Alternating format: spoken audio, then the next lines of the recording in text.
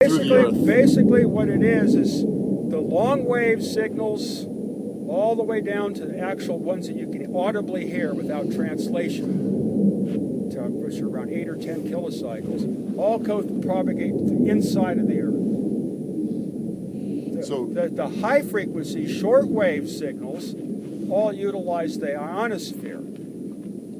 So those signals are transmitting inside the ionosphere. In other words, you consider the Earth inside a hollow shell of electricity. See, everything past the ionosphere conducts electricity, all the way to the sun. There is no such thing as empty space. Space is too big and there's too much stuff floating around. It all turns out to be just as good as electrical conductor as anything. Just everything's got to be giant. So an empty vacuum. So then you got the atmosphere. The atmosphere has no conductivity, but the thing's only, 1/64 of an inch thick if you're thinking about the Earth. Yeah. And then you have the Earth, and that conducts again. So we live inside this Earth ionosphere capacitor, and that's why all the lightning and everything else all gets cooked up, because you got this insulating band, and you got the billions of volts of the sun, and whatever billions of volts in the Earth, and everything is all the flux is stuck in this little band, like a capacitor. And the lightning is that flux getting out of control, getting stirred up by storm clouds and stuff, and then all of a sudden you got giant sparks everywhere. Are you saying having more man-made RF in the air is causing more lightning? No, I didn't say anything like that at all. Man-made RF has nothing to do with it. It just bounces around in it. But the point Unless is... you turn it up too high. Like they're trying to do with the HAARP. They're trying to stimulate an artificial aurora. That's the purpose of the project, is to stimulate an artificial aurora. That's why they only fire it up during solar flares. Why? To collect power? Yeah, I think they're expecting an energy back wave. How big? Oh, I don't know. They don't talk about that stuff. How much It's power? an HF device. It operates anywhere between 4 and 28 megacycles. So it's really a power plant of some kind. That's what's been suggested. It's no weather control, it's no weapon, there's nothing to do with Tesla there at all, even in the most remote form. There's nothing there that has any connection with Tesla whatsoever. Really? Yeah, at all. So it just collects... So all that stuff that's been written about the HAARP, other than Jerry Vassilatos' material, is all disinformation to make money. So no sinister government plot, just disinformation. No. Now China's got something going right now that I'd be more worried about. It's jamming all the bands. What is it? They have their own HAARP now.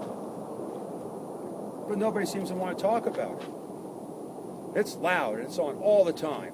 It's real pestilent. They have no regard for other services. The HAARP will not transmit on primary services like aircraft, aviation, and all that type of stuff. The HAARP deliberately is not on those frequencies. You will not hear the HAARP on ham radio band because they know there would be an outroar. But the Chinese don't care. So now the whole telegraph band on 40 meters is jammed out every morning by these giant multi-megawatt, 50 microsecond pulses. Is the China HAARP stronger than the American HAARP? It's like they're all like the woodpecker was the first one of these. It had nothing to do with Tesla. It had nothing to do with ELF. It made himself famous. Big lies, disinformation, false attributions to Tesla. It's nothing to do with that at all. Nobody really knows what it's for. They figured it was some kind of radar. And it just plagued the entire HF spectrum. They did not care whose frequency it was. Then it went away.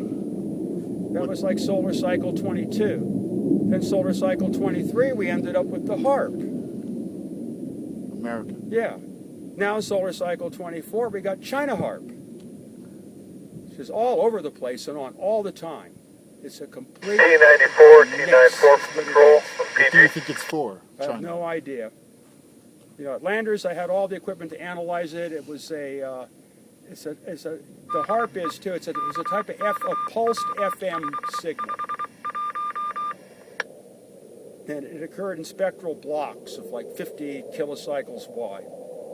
And it was pulsed in like 50 microsecond pulses, if I remember right. I didn't really write it all down. But it made it so that I couldn't talk to any of the people I normally talk to. They had no business doing that in the amateur radio band. And then it started also jamming out Coast Guard signals. So you think it's an attack, a radio attack? I have no idea. It's just if everyone's all worked up about the HAARP, why aren't they talking about that? That's my point. My point is all the real stuff that's going on, you don't even hear about. All you hear about is what's not going on. So everything. So I could pick all that up. That place was like the FCC. I was on the phone to the FCC and the government all the time. Really? Yeah. Giving them information. Information about sources of interference and signals that weren't operating properly. The National Weather Service, FCC.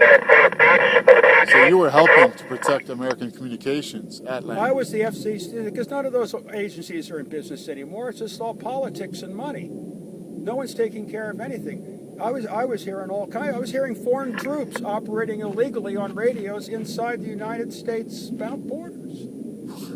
Mexican troops.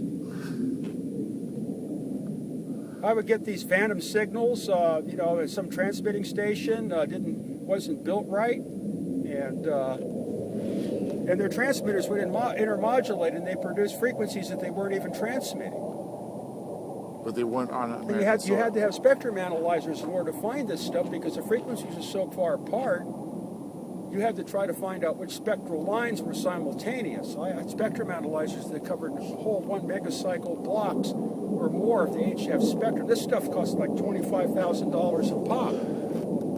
That's why I can't just up and replace this stuff. You got to have the antenna field. You got to have the highly sophisticated receivers. Everything has to operate wideband. There is no tuning in the normal concept. All the oscilloscope displays, and I don't know where. I saw one receiver on eBay that had the spectrum analyzer, $3,500. That's a steal. But I don't have $3,500 to spend on a receiver.